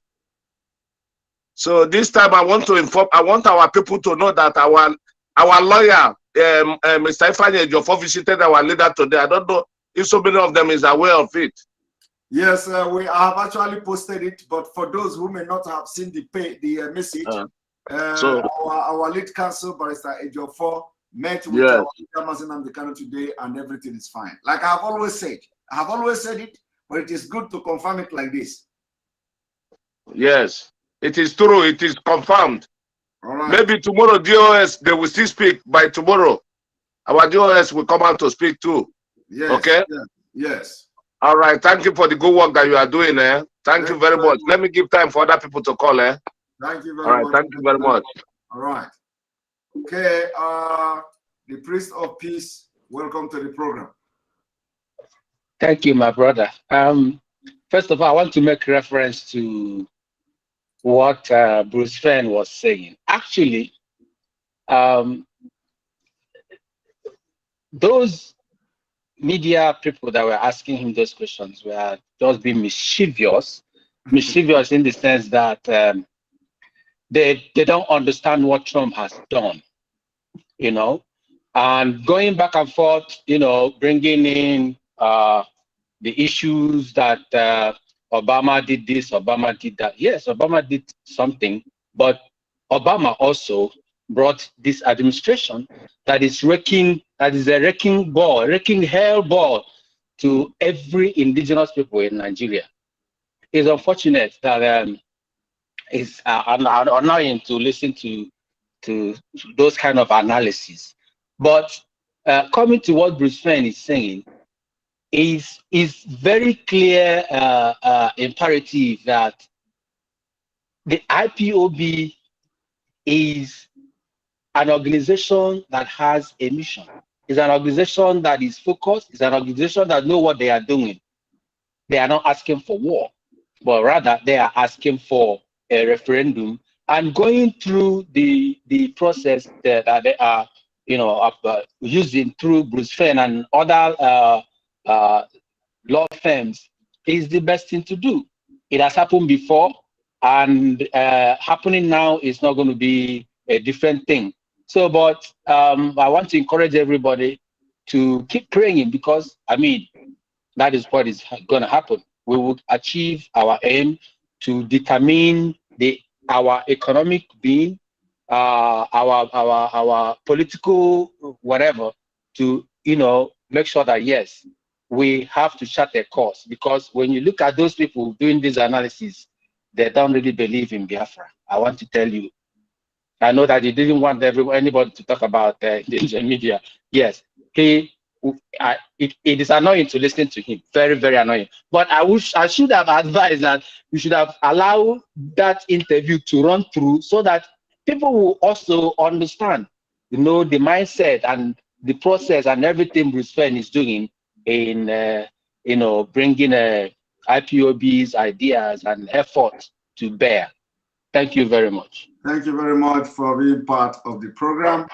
And Ifeanyi Peter Obi, thank you very much for your super chat. We appreciate you. Ikwi, good evening, good morning from here. Hey Simon, good evening. How are you doing? I'm doing very fine. Welcome to the program. Thank you. Just really quickly, first of all, thanks for all the hard work that you do. It's it's a blessing to have someone like you as a part of the struggle. So thank you very much. Thank you. I want to ask maybe a quick favor. Is it possible that you guys can create like just kind of like a postcard that anyone can download and send where they want? The reason behind this is because to send a postcard where I am in the US is 50 cents. Okay, it's 50 cents. So if I had a postcard, there's 2,500 people that can send a postcard every day for a month. You're talking about $17. $17. 2,500 people spending $17 every month for an entire year gets you close to 1 million postcards. Imagine 1 million postcards with the reason why I'm asking, can you guys get the postcard? If you get the postcard and the information on the postcard is very simple. This is what this is why we want referendum. This is what's going on in Nigeria. And you tell us a place to send that postcard. That place will be flooded with postcards. It will be impossible for that place to not know what's going on. That's simple little things like that.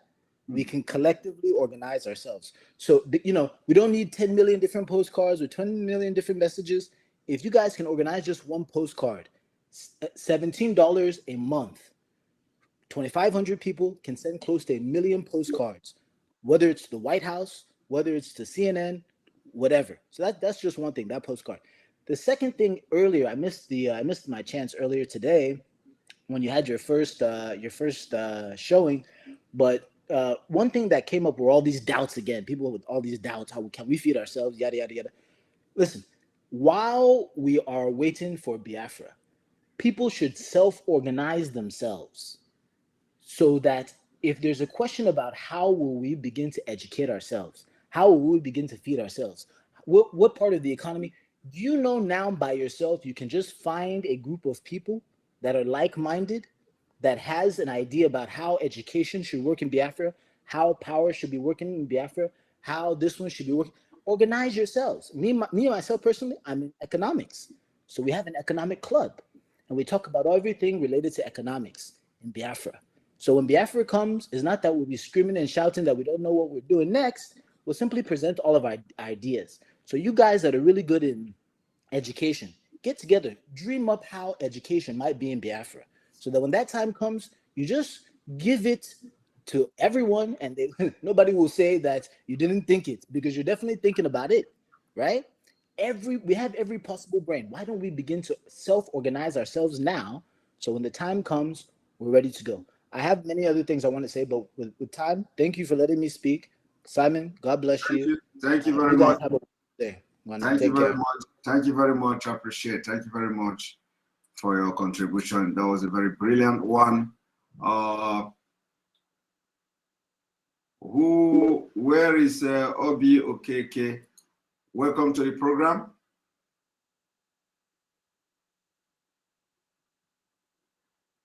Obi Okeke, welcome to the program. Obi Okeke, you are not talking. I can't hear your voice. Can you hear me? Yeah, I can hear you. Go ahead. Yeah, I just want to commend you for the good work you are doing. I want to make a simple appeal. People have so many to think. Like I said, I won't take seconds from you. Please, next time, do not bring this kind of video of changing media. Just analyze it and come and tell us, please. That's the only thing I want to do, because such talks removes anointing. I was here and I was listening. Trust me, you messed my day with this video. Please, I'm begging you. Next time, edit it and come and tell us. All God right. bless. Bye-bye. Thank you very much. Thank you very much. All right. Say remove. Say remove anointing. My anointing will deliver the anointing that you will remove. Don't worry. All right. Judo Carfor, good afternoon, good evening. Welcome to the program.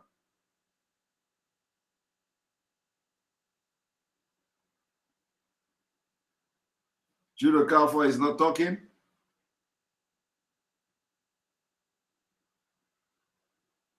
Judo Carfor is not talking. All right. I'm going to take you out.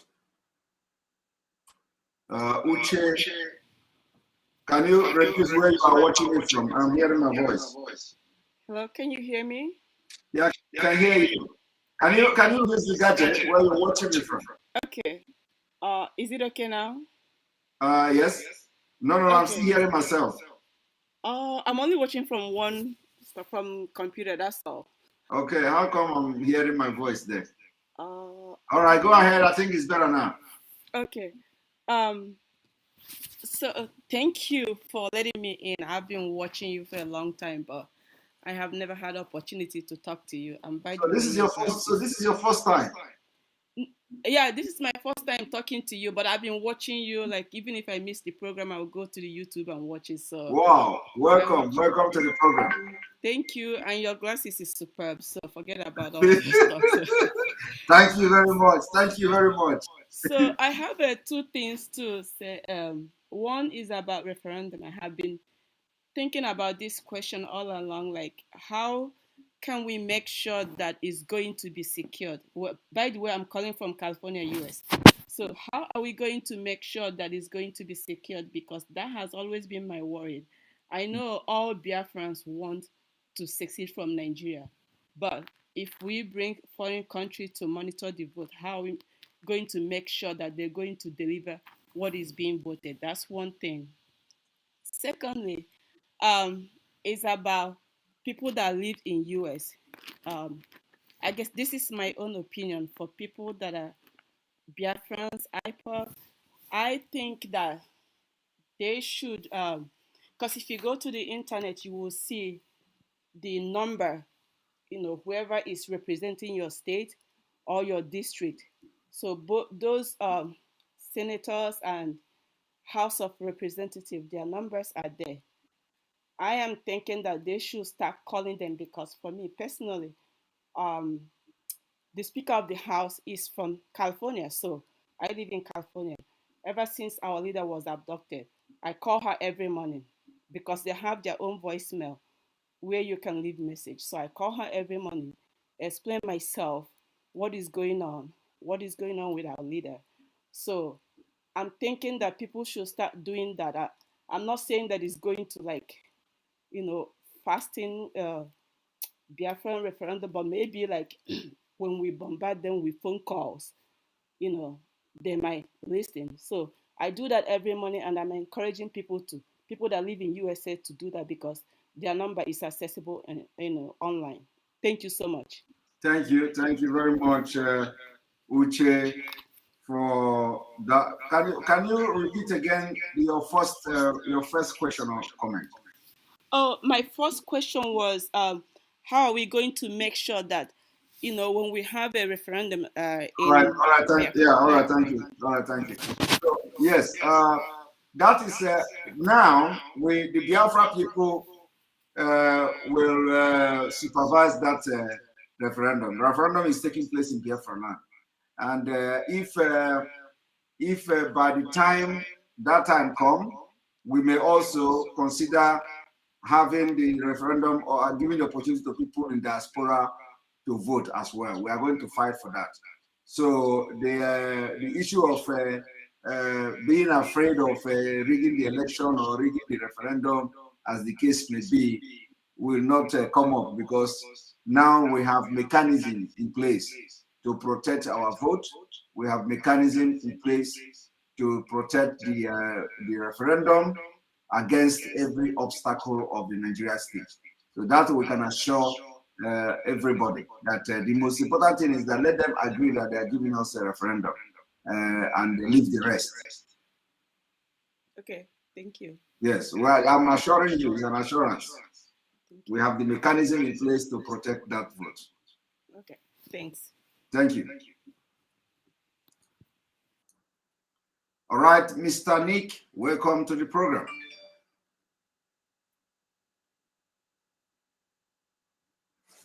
Welcome to the program. Mr. Nick is not talking. Jumwa, good evening and welcome to the program.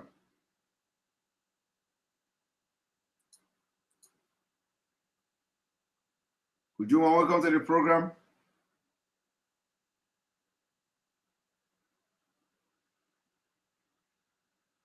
Jumwa, are you there? Jumwa is not talking. Faith Win, welcome to the program. Thank you for having me. This is my first time calling in. Well, our ministry is growing. This is your first time. Welcome. Oh, Simon, I've been listening to you for the longest. I'm the coordinator, IPOB coordinator in Delaware. So, My popularity get to you today. Thank you. So I'm very excited. Thank you very much. This is incredible. You're doing really awesome.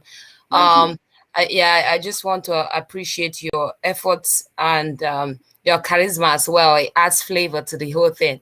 You know, that's incredible.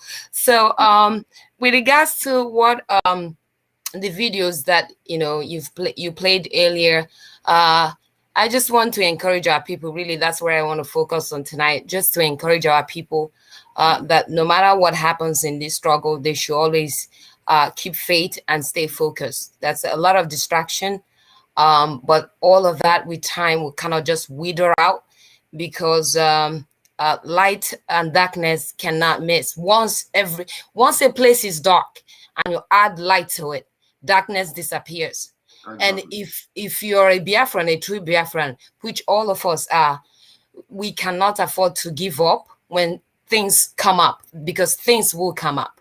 So as long as you're positive, you're a positive thinker, as long as you're progressive, always align yourself with people who are progressive. Always align yourself with people who are forward thinkers, because that would really get us to where we need to be. So I want to also encourage our people, please.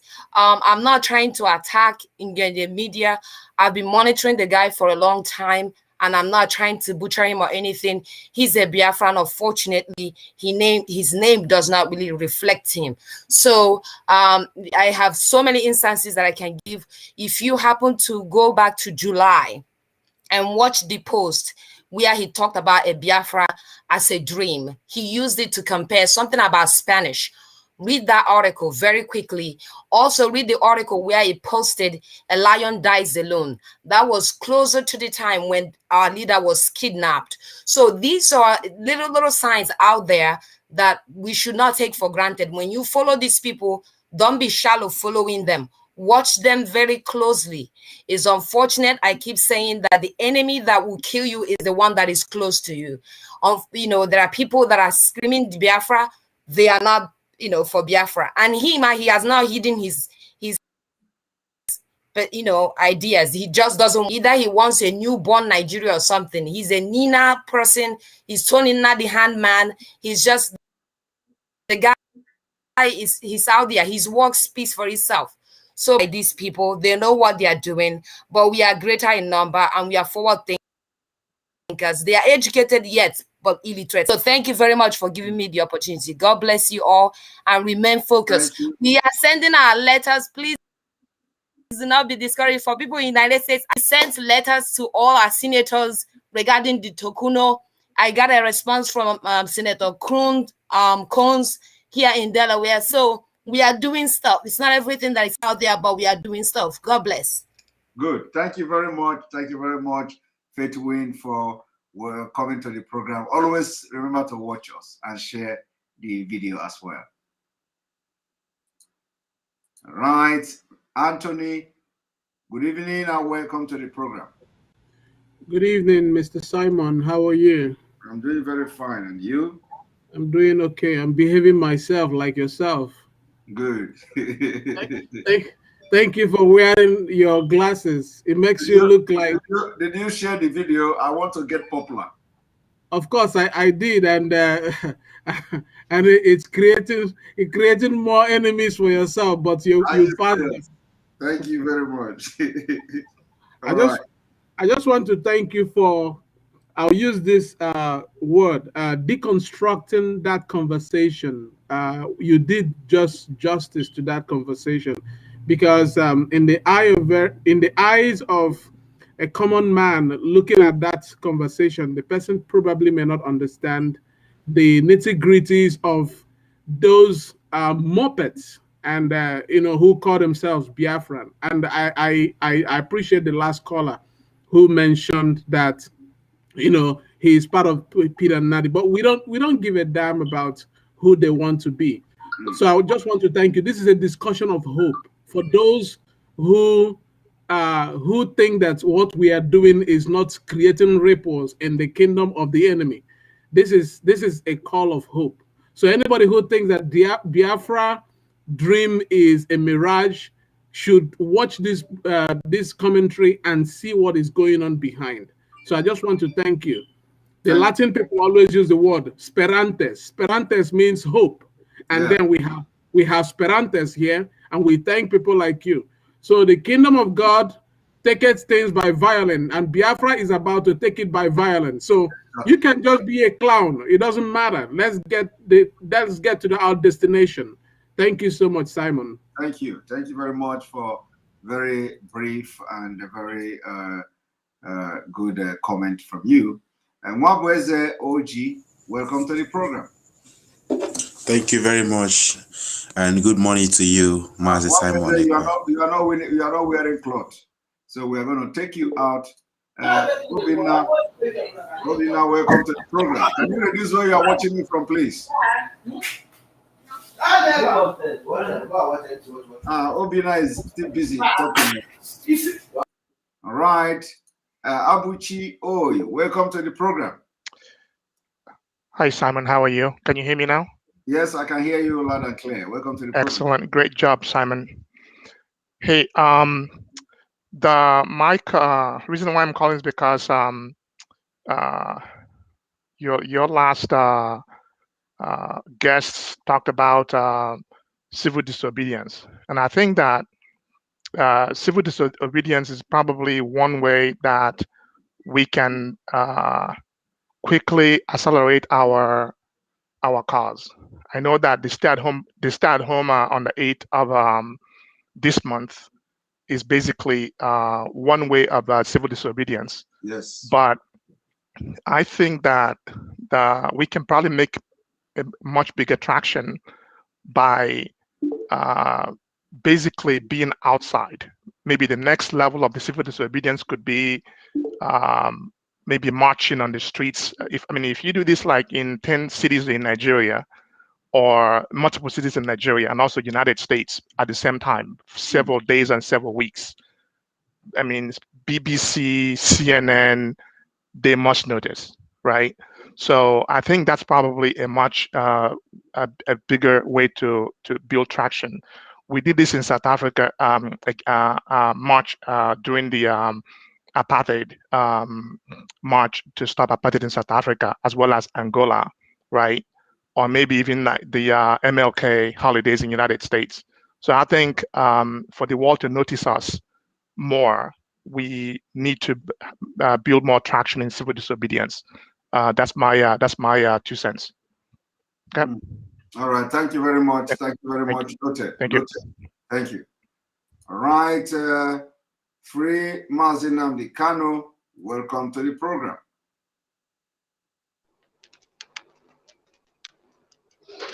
Yeah, Free Mr. Simon, you are.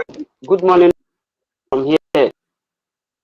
From here is where? Here is where? Because you already this your video take just come turn like something else.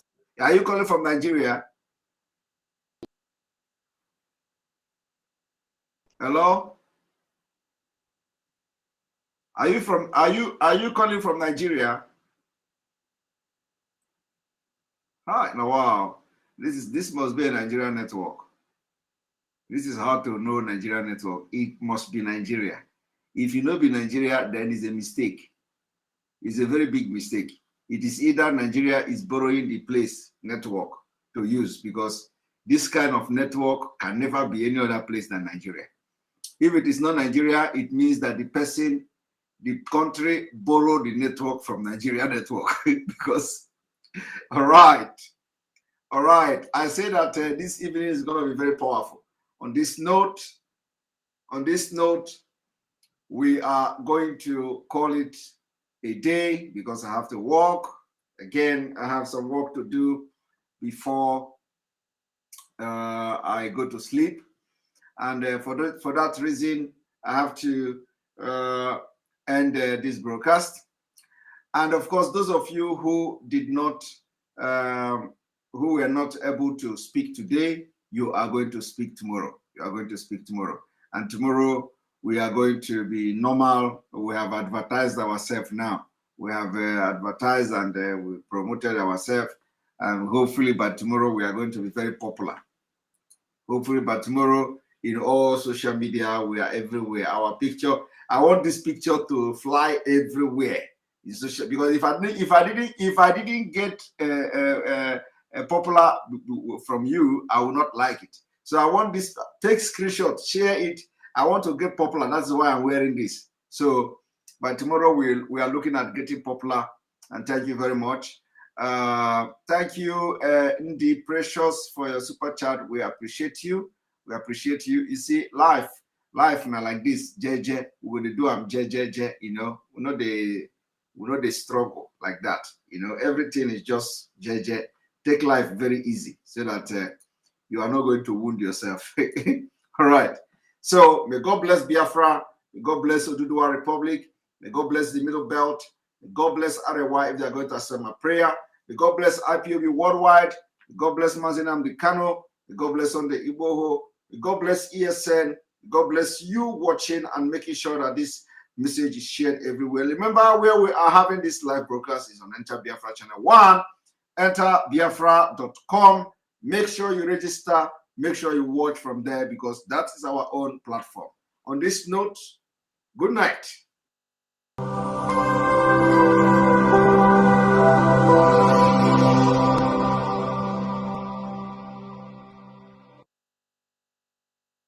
Attention, attention. IPOB One Family. This announcement is for those outside of the USA that wish to donate to the Eastern Security Network Fund that is based in the United States. Because of the fees that donators have to pay the bank when sending wires, we recommend that if you're sending less than $250, that you donate through the IPOB USA website. It's fast, simple, and less expensive for you. Go to our website, www.ipobinusa.org/donate. That is www.ipobinusa.org/donate and make your contribution. When it comes to keeping our people safe, every bit counts. After all, the security of our communities is our responsibility. Let's make this happen together.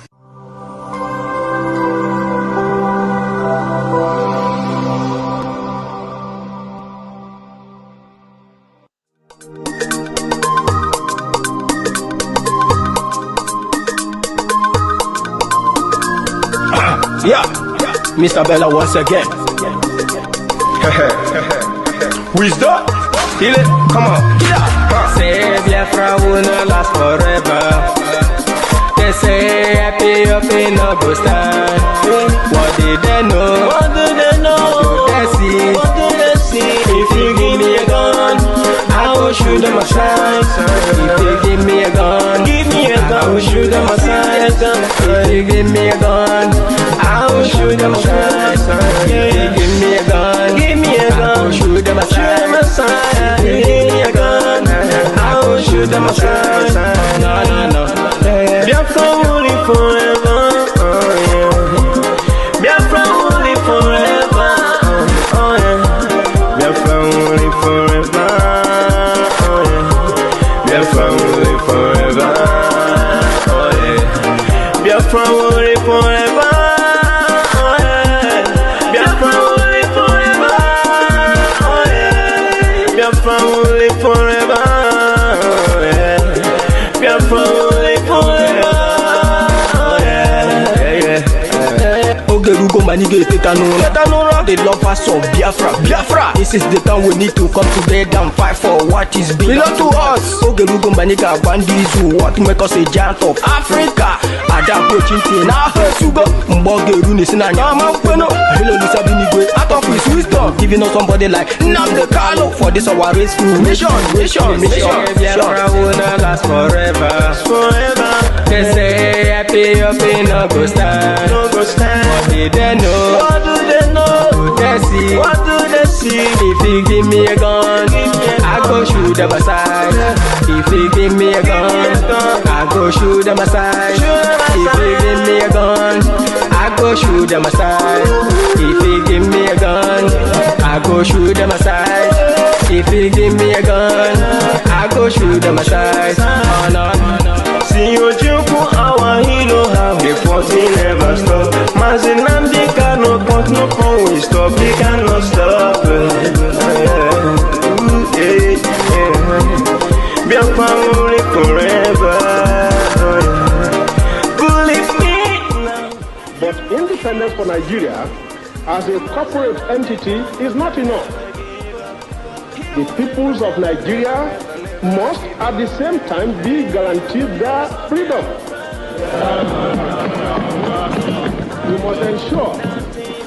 We must ensure that in an independent Nigeria, individual citizens throughout the land enjoy liberty, human dignity, and equality under the law.